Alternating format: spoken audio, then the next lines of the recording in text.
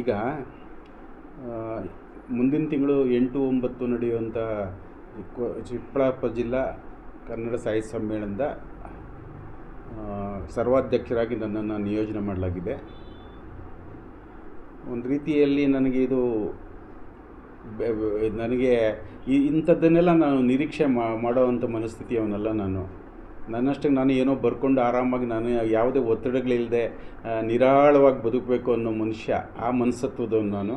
ಆದರೆ ಸ್ನೇಹಿತರೆಲ್ಲ ಸೇರಿಕೊಂಡು ಒಂದು ದಿವಸ ಇದ್ದಕ್ಕಿದ್ದಾಗೆ ಮನೆಗೆ ಬಂದು ನನಗೆ ಆಶ್ಚರ್ಯ ಆಯಿತು, ಇವರೆಲ್ಲ ಯಾಕೆ ಬಂದರು ಅಂತ. ಬಂದವರೇ ನೀವೇ ಈ ಬಾರಿ ಚಿಕ್ಕಬಳ್ಳಾಪುರ ಜಿಲ್ಲಾ 10ನೇ ಕನ್ನಡ ಸಾಹಿತ್ಯ ಸಮ್ಮೇಳನದ ಸರ್ವಾಧ್ಯಕ್ಷರು ಅಂತೇಳಿ ಹೇಳಿದಾಗ ನಾನು ಅದನ್ನು ನಿರಾಕರಿಸಲಿಕ್ಕೆ ಆಗಲಿಲ್ಲ. ಕಾರಣ ಏನು ಅಂತಂದರೆ ಅದಕ್ಕೆ 2 ಕಾರಣಗಳಿದೆ.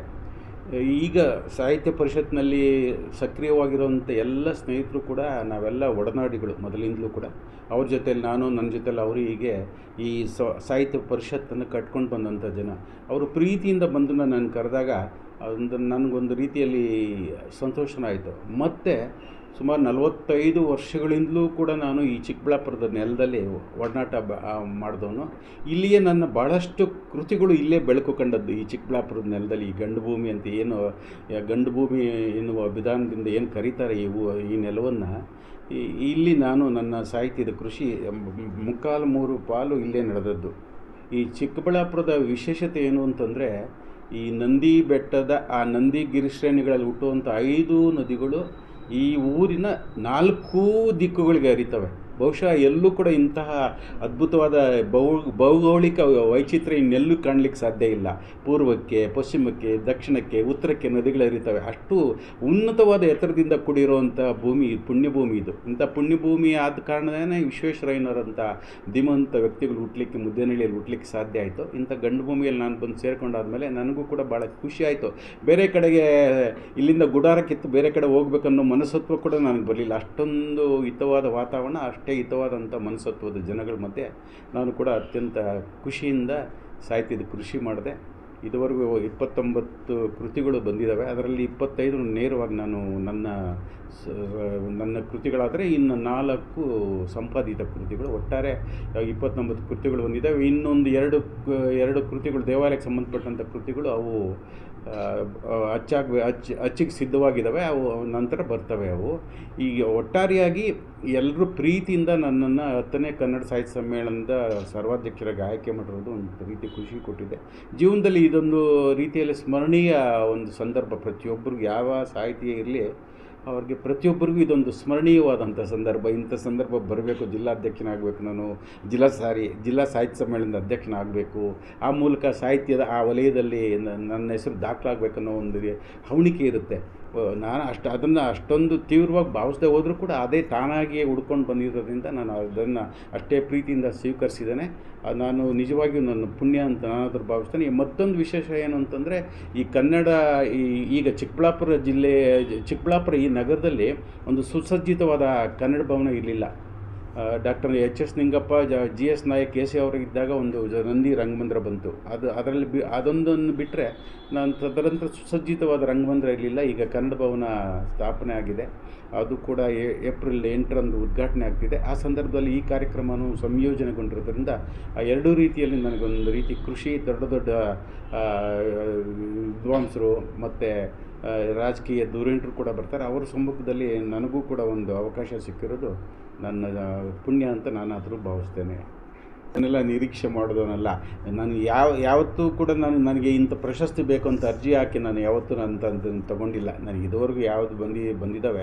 ಈ ಚಿತ್ರದುರ್ಗದಲ್ಲಿ ಅಖಿಲ ಭಾರತ ಕನ್ನಡ ಸಾಹಿತ್ಯ ಸಮ್ಮೇಳನದಲ್ಲೂ ಕೂಡ ನನಗೆ ಸನ್ಮಾನ ಆಯಿತು. ಆದರೂ ಕೂಡ ನಾನು ಅರ್ಜಿ ಹಾಕ್ಕೊಂಡಿರಲಿಲ್ಲ. ಅವರೇ ಪ್ರೀತಿಯಿಂದ ಕರೆದು ನನ್ನನ್ನು ಸನ್ಮಾನಿಸಿದರು. ಆಮೇಲೆ ಈ ದಸರಾ ಕವಿಗೋಷ್ಠಿಗೂ ಕೂಡ ಅವರೇ ಪ್ರೀತಿಯಿಂದ ಕರೆದಿದ್ದರು. ಕವಿಗೋಷ್ಠಿಯಲ್ಲಿ ಭಾಗವಹಿಸಿದ್ದೆ. ಹೀಗೆ ಆ ಥರದ ಮನಸ್ತತ್ವ ನನಗೆ. ಒಟ್ಟಾರೆ ಫಯಾಜ್ ಅವರು ನಾವೆಲ್ಲ ಒಡನಾಡಿಗಳು. ಗುಡಿಬಂಡೆಯಲ್ಲಿದ್ದೆ. ಆಯಪ್ಪ ನನಗೆ ಸುಮಾರು ಒಂದು 20 ವರ್ಷದಿಂದ ನನಗೆ ಪರಿಚಿತರು. ಎಷ್ಟೋ ಸಾರಿ ಮನೆಗೆ ಬಂದು ಹೋಗಿದ್ದಾರೆ.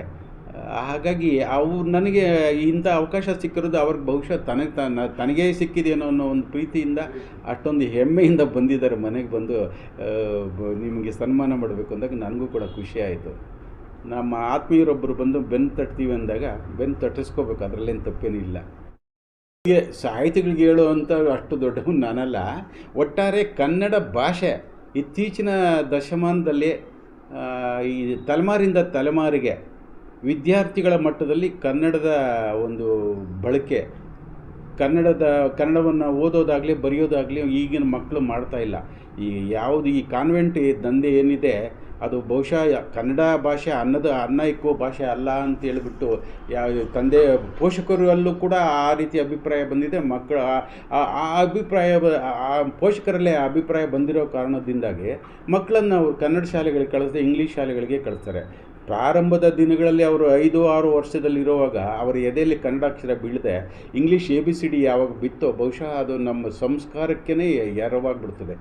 ನಾವು ಇಂಗ್ಲೀಷ್ ಭಾಷೆಗೆ ಇಂಗ್ಲೀಷ್ ಆ ಒಂದು ಸಂಸ್ಕೃತಿಗೆ ನಾವೇನಾದರೂ ನಾವು ಪಕ್ಕಾದರೆ ಬಹುಶಃ ನಾವು ನಮ್ಮ ಭಾರತೀಯ ಸಂಸ್ಕೃತಿಯಿಂದ ದೂರ ಹೊರಟು ಹೋಗ್ತೀವಿ ನಮ್ಮ ತಲೆಮಾರುಗಳು. ಹಾಗಾಗಿ ಆ ರೀತಿ ಆಗಬಾರ್ದು. ಕನಿಷ್ಠ ಈ ಮಾಧ್ಯಮಿಕ ಶಾಲೆಯವರೆಗಾದ್ರೂ ಕಡ್ಡಾಯವಾಗಿ ಎಲ್ಲ ಶಾಲೆಗಳಲ್ಲೂ ಕನ್ನಡದ ಶಾಲೆಗಳನ್ನು ಕನ್ನಡ ಮಾಧ್ಯಮವನ್ನು ಕಡ್ಡಾಯವಾಗಿ ತಂದರೆ ಭಾಳ ಒಳ್ಳೆಯದು ಅಂತ ನನ್ನ ಭಾವನೆ. ಮಕ್ಕಳು ಚಿಕ್ಕ ವಯಸ್ಸಲ್ಲಿರುವಾಗ ಪುಟ್ಟ ಮನಸ್ಸುಗಳಿರುವಾಗ ಅವರ ಎದೆಗಳಲ್ಲಿ ಕನ್ನಡದ ಅಕ್ಷರ ಬೀಳಬೇಕು, ಕನ್ನಡದ ಭಾಷೆ ಅವ್ರ ಕಿವಿಗಳಲ್ಲಿ ಬೀಳಬೇಕು ಅನ್ನೋದು ನನ್ನ ಇದು. ಆಗ ನೋಡಿದರೆ ನಮ್ಮಪ್ಪನಿಗೆ ಕನ್ನಡ ಬಿಟ್ಟು ಬೇರೆ ಭಾಷೆ ಬರ್ತಿರಲಿಲ್ಲ. ನಾನು ಪುಟ್ಟ ಕನ್ನಡ ಅಭಿಮಾನಿ ಆದರೂ ನನಗೆ ಇಂಗ್ಲೀಷು ನನಗೆ ಬರೋದಿಲ್ಲ, ಸ್ವಲ್ಪ ಇಂಗ್ಲೀಷ್ ಜ್ಞಾನ ಇರ್ಬೋದು. ಆದರೆ ನನ್ನ ಮಗ ಅವನು ಸಂಪೂರ್ಣವಾಗಿ ಅವನ ಸಂವಹನ ಎಲ್ಲ ಇಂಗ್ಲೀಷಲ್ಲೇ. ನನ್ನ ಮೊಮ್ಮಕ್ಕಳಂತೂ ಕೇಳೋ ಹಾಗೇ ಇಲ್ಲ, ಅವರು ಎಲ್ಲ ಇಂಗ್ಲೀಷ್ಮಯ. ಬಹುಶಃ ಈ ರೀತಿ ವಾತಾವರಣ ನಾವು ಮಾತಾಡ್ತೀವಿ, ಆದರೆ ನಾವು ನಮ್ಮ ಮನೆಗಳಲ್ಲೇ ಆ ರೀತಿ ಎಲ್ಲರ ಮನೆ ಏನು ದೋಸೆ ತೂತು ಅಂತಾರಲ್ಲ ಹಾಗೆ ಎಲ್ಲರ ಮನೆಯಲ್ಲೂ ಈಗ ಕನ್ನಡಕ್ಕೆ ಸಂಬಂಧಪಟ್ಟಾಗಿ ಎಲ್ಲರ ಮನೆಯಲ್ಲೂ ಹೆಂಚು ತೂತು ದೋಸೆನೂ ತೂತು ಅಲ್ಲ. ಬಹುಶಃ ಅಷ್ಟೊಂದು ಸಂಕಷ್ಟ ಇದರಾಗಲಾರ್ದು ಎಲ್ಲ ಮಕ್ಕಳು ಕನ್ನಡ ಮಾತಾಡ್ತಾರೆ, ಕಷ್ಟ ಬಿದ್ದು ಕನ್ನಡ ಮಾತಾಡ್ತಾರೆ. ಕರ್ನಾಟಕದಲ್ಲಿರೋ ಎಲ್ಲ ಮಕ್ಕಳು ಇಂಗ್ಲೀಷ್ ಕಲಿತರು, ಕಾನ್ವೆಂಟಲ್ಲಿ ಕಲಿತರು ಕೂಡ ಕನ್ನಡ ಮಾತನಾಡುವ ಮಕ್ಕಳಾಗ್ತಾರೆ, ಪ್ರಜೆಗಳಾಗ್ತಾರೆ. ಆದರೆ ಓದುವ ಬರೆಯುವಂತಹ ಒಂದು ಸಂಸ್ಕೃತಿ ಸಂಸ್ಕಾರ ಬಹುಶಃ ಮರೆ ಆಗ್ಬೋದು ಅಷ್ಟೇ. ಅಪ್ಪ ಅಮ್ಮನ ಜೊತೆ ಸಂವಹನ ಕನ್ನಡದಲ್ಲೇ ಮಾತಾಡಬೇಕು. ಗಂಧವನ್ನು ಸವಿಯಲಿಕ್ಕೆ ಅಕ್ಷರ ಜ್ಞಾನ ಇರಬೇಕು, ಓದುವ ಹವ್ಯಾಸನೂ ಬೆಳೆಸ್ಕೋಬೇಕು. ಆಗ ಮಾತ್ರ ಸಾಧ್ಯ ಅಲ್ವಾ? ಇಲ್ಲದ್ರೆ ಎಲ್ಲಿ? ನಿಮ್ಮ ನಿಲುವು ಅಲ್ಲ, ಅದು ಬಹುಶಃ ನಮ್ಮ ಪ್ರಾತಸ್ಮರಣೀಯರ ಸಾಧನೆ ಅದಕ್ಕೆ ಕಾರಣ. ಹಲವಾರು ಇನ್ನೂ ಮೊದಲೇ DVG ಅವ್ರಿಗೆ ಬರಬೇಕಾಗಿತ್ತು, ಹಾಗೆಯೇ ಇನ್ನೂ ಕೆಲವರಿಗೆಲ್ಲ ಬರಬೇಕಾಗಿತ್ತು. ಅವರೆಲ್ಲ ಇದು ಮರಣೋತ್ತರ ಕೊಡೋದಿಲ್ಲ ಜ್ಞಾನಪೀಠ ಪ್ರಶಸ್ತಿ. ಹಾಗಾಗಿಬಿಟ್ಟು ಇನ್ನೂ 2-3 ಸಲ್ಲಬೇಕಾಗಿತ್ತು ನಮ್ಮ ಕನ್ನಡ ಭಾಷೆಗೆ. ಈಗ 8 ಬಂದಿರೋದೇ ಕೂಡ ಹೆಮ್ಮೆ ಅಂತ ನನ್ನ ಅನಿಸಿಕೆ. ಈ ಕನ್ನಡ ಆಗಲಿ ತೆಲುಗು ಭಾಷೆ ಆಗಲಿ ಬಹಳ ಸುಲಲಿತವಾದ ಭಾಷೆಗಳು. ಈಗ ತೆಲುಗು ಭಾಷೆಯನ್ನು ಕೂಡ ನಾವು ಹೀಗೆಳೆಯೋವಾಗಿಲ್ಲ. ಇವೆರಡೂ ಕೂಡ ತೆಲುಗು ಕನ್ನಡ ಜೊತೆಯಲ್ಲಿ ಹೋಗುವಂಥ ಸಹೋದರ ಭಾಷೆಗಳು. ಅವು ಲಿಪಿ ಕೂಡ ಭಾಳ ಹತ್ರ.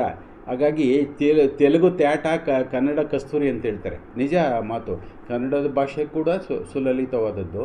ಅಷ್ಟೇ ನಮ್ಮ ನೆರೆಹೊರೆಯ ಭಾಷೆಯಾದಂಥ ತೆಲುಗು ಕೂಡ ಬಹಳ ಸುಲಲಿತವಾದ ಸುಮಧುರವಾದಂಥ ಭಾಷೆಗಳು. ಈ ಎರಡೂ ಭಾಷೆಗಳಲ್ಲೂ ಕೂಡ ಲಾಲಿತ್ಯ ಏನು ಗೇಯ ಲಾಲಿತ್ಯ ಬಹಳ ಅದ್ಭುತವಾಗಿದೆ. ಎರಡು ಕವನ ಕಟ್ಟಲಿಕ್ಕೆ, ಗೀತೆ ಕಟ್ಟಲಿಕ್ಕೆ, ಹಾಡಲಿಕ್ಕೆ ಕನ್ನಡ ಭಾಷೆ ಅಷ್ಟು ಸೊಗಡು ಇನ್ನೊಂದು ಭಾಷೆಗಿಲ್ಲ ಅಂತ ನನ್ನ ಅನಿಸಿಕೆ. ಅಲ್ಲ, ಈ ಕನ್ನಡದ ಬಗ್ಗೆ ಪ್ರೀತಿ ಇರಬೇಕು, ಎದೆಯಲ್ಲಿ ಪ್ರೀತಿ ತುಂಬಿಸ್ಕೋಬೇಕು, ಕನ್ನಡವನ್ನು ಮಾತನಾಡಬೇಕು, ಕನ್ನಡದ ಅಕ್ಷರಗಳನ್ನು ಕಲಿಬೇಕು, ಓದುವುದನ್ನು ಕಲಿಬೇಕು. ಜೊತೆಗೆ ನಮ್ಮ ಈಗ ಇತ್ತೀಚಿನ ದಿನಮಾನದಲ್ಲಿ ಬರ್ತಿರೋಂಥ ವಿಪುಲವಾದ ಸಾಹಿತ್ಯವನ್ನು ಓದಬೇಕು. ಆ ಮೂಲಕ ಒಂದು ರೀತಿಯ ಸಂಸ್ಕಾರ ಬೆಳೆಸ್ಕೊಂಡ್ರೆ ಬಹುಶಃ ತನ್ನ ಸಂಸಾರ, ತಂದೆ ತಾಯಿ, ಮಕ್ಕಳು, ಮರಿ, ಇನ್ನೊಂದು ಪ್ರೀತಿ ವಿಶ್ವಾಸ ಬೆಳ್ಕೋತದೆ. ಒಳ್ಳೆಯ ಸುಸಂಸ್ಕೃತವಂತರಾಗಲಿಕ್ಕೆ ಸಾಧ್ಯ ಆಗುತ್ತೆ ಅನ್ನೋದು ನಾನು ಮೊದಲೇ ಹೇಳಿದ ಹಾಗೆ ಇದು ನಿಜವಾಗಿ ಕೂಡ ಒಂದು ರೀತಿಯ ಸುಯೋಗ ನನಗೆ. ಪ್ರತಿಯೊಬ್ಬ ಸಾಹಿತಿಯೂ ಕೂಡ ಗಟ್ಟಿಯಾಗಿ ಕೃಷಿ ಮಾಡಿದಂಥ ಸಾಹಿತಿಗೆ ಒಂದಲ್ಲ ಒಂದು ದಿವಸ ನನಗೆ ಇಂಥ ಮರ್ಯಾದೆ ಬೇಕು ಅಂತ ಮನಸ್ಸಲ್ಲೇ ಆಸೆ ಇಟ್ಕೊಂಡಿರ್ತಾರೆ. ಬಹುಶಃ ಅದು ಯಾವಾಗ ಬರುತ್ತೆ ಅಂತ ಹೇಳಲಿಕ್ಕೆ ಸಾಧ್ಯ ಇಲ್ಲ. ಈ ಸಾರಿ ನನಗೆ ಬಂದಿದ್ದು ನನ್ನ ಪುಣ್ಯ ಅಂತ ನಾನಾದರೂ ಅಂದ್ಕೋತೀನಿ. ಹಲವಾರು ವಿದ್ವಾನ್ಮಣಿಗಳು ಇನ್ನೂ ಇದ್ದಾರೆ. ಅವರನ್ನು ಕರೆದು ಅವರಿಗೆ ಈ ಸನ್ಮಾನ ಸಲ್ಲಬಹುದಾಗಿತ್ತು.